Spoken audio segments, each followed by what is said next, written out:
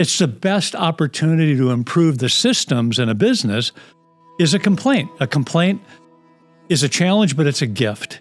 It's so important when we get that negative feedback to receive it in such a way where we don't take it personally, which is hard because sometimes the feedback is personal.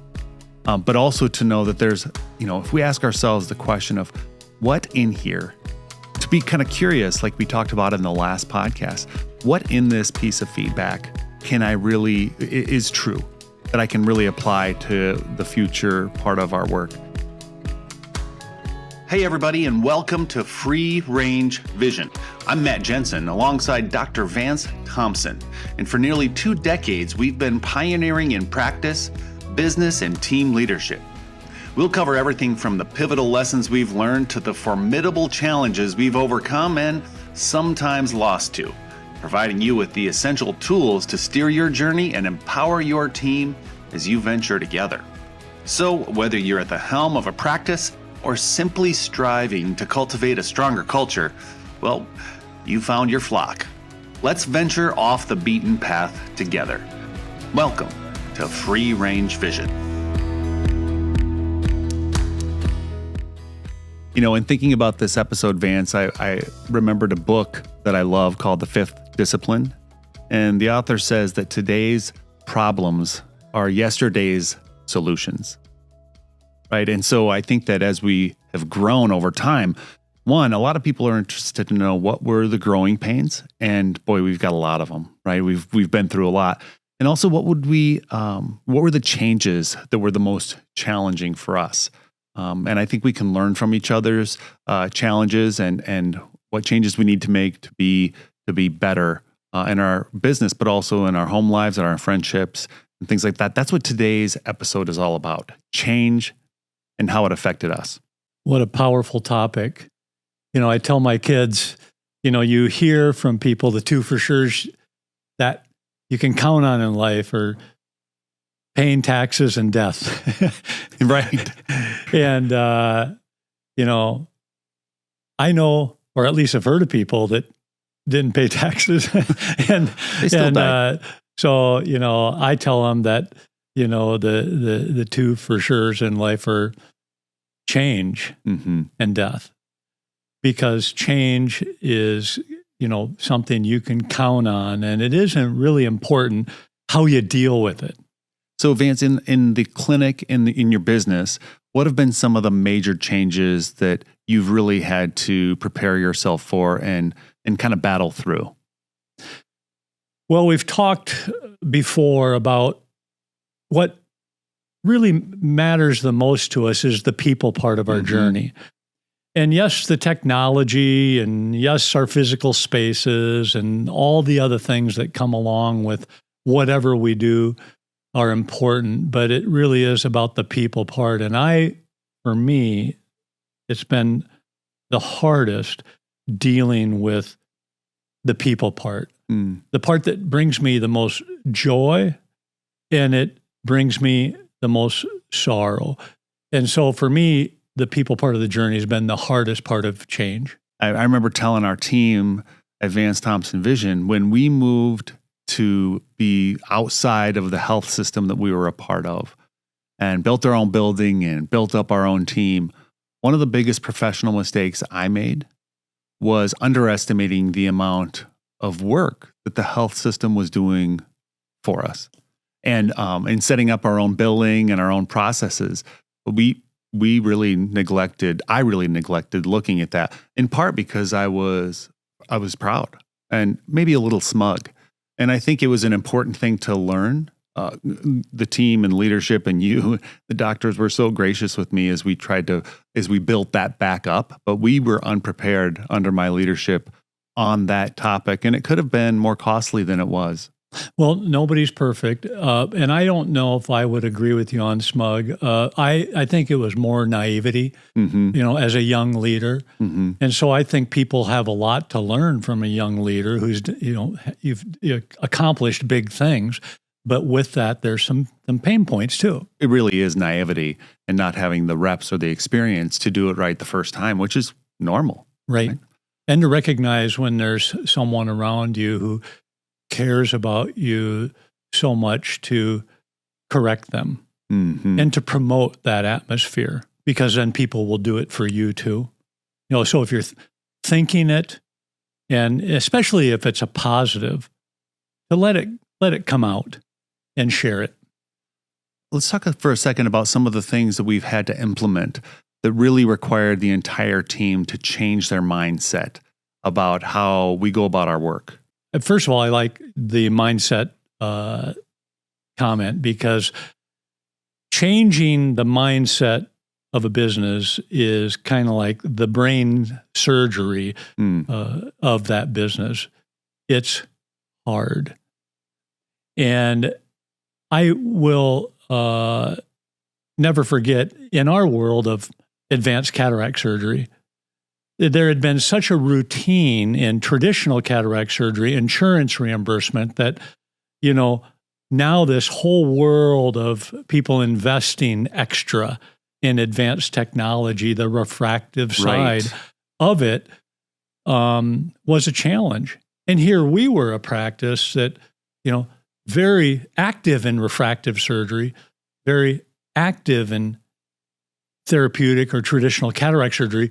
And then it came together as one, and we had our challenges. And so I think that where the change needed to happen is when we got patient complaints.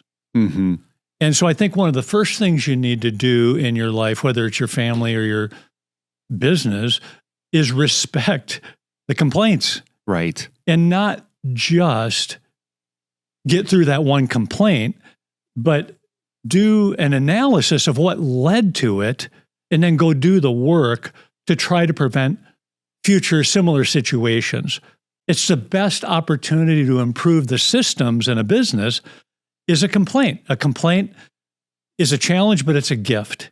It's so important when we get that negative feedback to receive it in such a way where we don't take it personally, which is hard because sometimes the feedback is personal. But also to know that there's, if we ask ourselves the question of what in here, to be kind of curious, like we talked about in the last podcast, what in this piece of feedback is true that I can really apply to the future part of our work. And I think that that's really important, is to look at that feedback selflessly. Vance, I'm really glad that you brought up the example of when we started to do, both the insurance-based part of cataract surgery and married it with the elective-based part of cataract surgery. And for those of you watching the video, when I talk about those two, I use my left hand to talk about the medical or therapeutic part, and I use my right hand to talk about the elective or refractive part of the work. And that's because that's how we trained our team. And now it's like muscle memory, right? There's two components. I'm holding out my two fists to that care. And I think it's a great story about change and change management, because when we were getting advice from some of the very first technologies, the crystal lens, and some of the very best advisors who were saying, this state and time, you can't actually submit this to Medicare for reimbursement. We had to figure out a way to communicate this to patients and to make it a standard operating procedure for the program. And I remember coming to meeting after meeting with you and our optometrists internal at the time, and you guys scratching your head saying, I still don't get it. I don't think it's easy yet. Right. And after a while, we got it to be, summarizable on one sheet of paper. Right. In a way that we thought patients really could understand. And one of many great points of me remembering things about your character happened right after that. Is you said, "Great, I think we've got a program. Now go share it with our competitors." And you named them. You didn't say our competitors because you would never say competitor. But I went across town to another group that was thinking about doing refractive cataract surgery, and I gave them the binder. This is how we do it. And that's been your mentality ever since. And with this and other things. And so what we went through to learn the hard way to manage through this change as quickly as possible, share it with everybody else so they can learn more quickly. So powerful. Well, thank you, Matt. And I think that, how we've talked about innovation in the past, how you wanting to make situations better. Dealing with change involves innovation too, because you have to navigate a new set of circumstances. I mean, it's almost by definition, change involves new circumstances. And so, one of the things you mentioned that was so important is when change comes up, whether it's through a complaint or it's a good idea, or we're just wanting to, improve, taking the time in these busy businesses to take the time to work on how do we navigate this change. And, we've had a lot of learning with high performance management system. Bernie Haffey taught us a whole bunch. Right. And we've loved the books.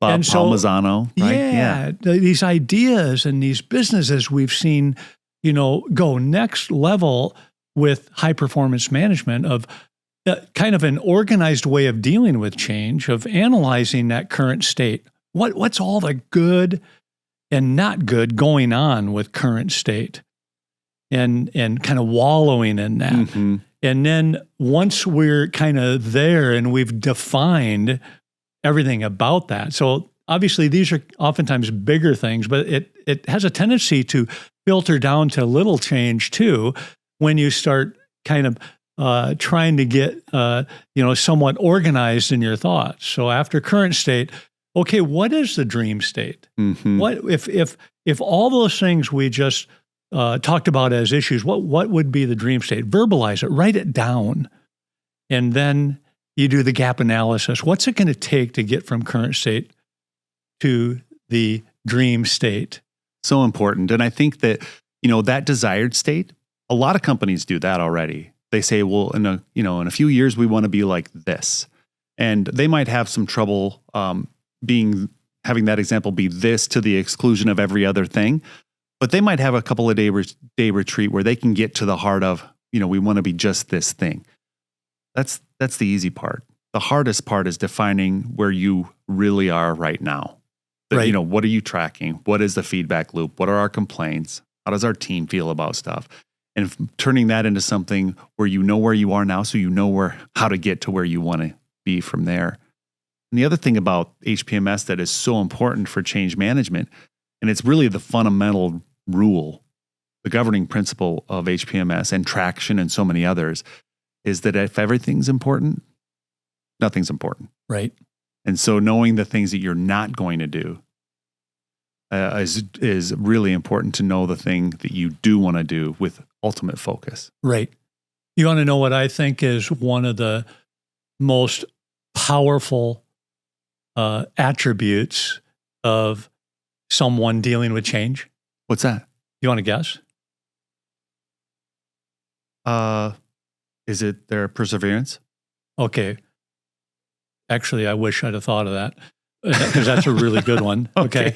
But it's a positive attitude. And oftentimes, you learn about people in different situations, whether you're traveling with them or you're out actually for a dinner, and something's not going like they hoped, to get to see how they respond. And I want to be in the trenches with those people. Having a positive attitude during times of change has worked so well for me. And so, taking care of ourselves, coming with, taking care of self first. And then when you get into situations that, are either, kind of an acute change, versus something that's happening a little slower, it's those acute ones where people can react in a way that makes someone feel bad. And so, if there was ever a time to count to 10, mm-hmm. is in those acute situations where someone has done something you kind of disagree with, and I got to tell you, this is one of the neat things about getting older, mm-hmm. And getting a little bit more grandpa-like, but understanding human nature and how in those change situations, to give people the benefit of the doubt, count to 3, try to figure out how the next comment is going to be something that contributes to the situation versus continues to de-escalate it or something. Right. I think that a great little saying that I don't remember if I heard it from you or not, but it's something you would say is that when you enter a situation and you're trying to create change, you should do a couple of things. One, assume there's something about the situation that you don't know. The person who's in the situation probably might have a better perspective on, since you're a little bit a ways from it. And then two, assume they're already busy and maybe even overwhelmed. Right. And you will approach that request, that change, that critique, that whatever, with a lot more grace if you keep those two things in mind. Well, I think that's really good, Matt. The other thing I like to think about is one's kind of basic, meaning innate in all of us, Mm-hmm. and that is, I think there's a big part of us that's established at a very young age, and then of course there's a part of us that becomes refined, and we learn how to improve. So when I walk into, and I've done this, I've walked into a group of second graders, Mm-hmm. and for some reason, the same lectures I give to large groups of adults work for second graders. But what I've observed is they're a lot like little adults. Mm-hmm. And when I walk into a group of adults, they have certain characteristics that haven't changed since second grade. It's part of them. And I'm walking into a group of big kids. Mm-hmm. So little adults or big kids, I find that helps me to realize there's a part of them that is just so unique and beautiful to them. And then there's a part of them that is more specific to their education, their specialty. And I think remembering that about people is helpful in meetings. Yeah, I think it is too, because then you're just reminded that not in a diminutive fashion, like, well, they're just a child, right? As an Right. adult, but in a way that's like, well, there's just part of them that just is the way they are. A lot of. I mean, we all have a somewhat Right. of some childishness in us. Yeah. Thanks for the conversation. Thank you, Matt. I love you. Love you too. I win. Thanks for listening to Free Range Vision. And we would love it if you would leave a review wherever you listen to podcasts. And I want to also encourage you to know that if you've got a friend or colleague, a fellow, a business partner who you think would benefit from this content, be sure to invite them on and like and subscribe so they can hear it as well. Thanks for joining us and running off the beaten path with our free range vision.